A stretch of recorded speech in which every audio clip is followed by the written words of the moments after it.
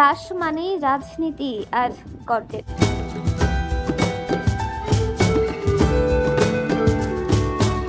স্মরণকালের ভয়াবহ বিমান দুর্ঘটনার সাক্ষী হলো গোটা বাংলাদেশ।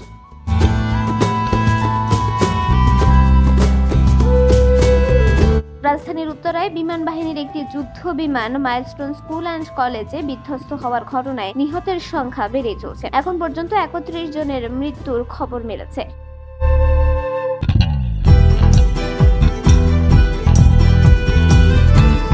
যাদের মধ্যে অধিকাংশই শিশু। এছাড়াও আহত অবস্থায় হাসপাতালে চিকিৎসাধীন আছেন শতাধিকেরও বেশি।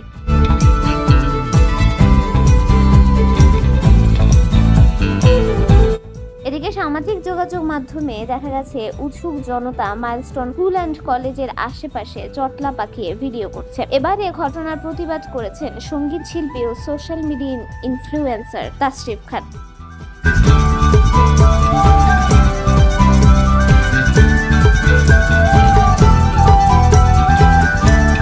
পোস্ট দিয়ে তাশরিফ খান লিখেছেন, একটা অসুস্থ জাতি যেখানে লাশ মানেই রাজনীতি আর কন্টেন্ট।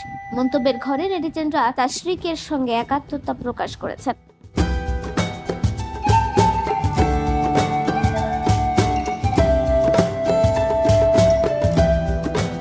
প্রসঙ্গত সোমবার দুপুর 1টার পর রাজধানী উত্তরায় দুর্ঘটনায় পড়ে বাংলাদেশ বিমান বাহিনীর একটি প্রশিক্ষণ বিমান।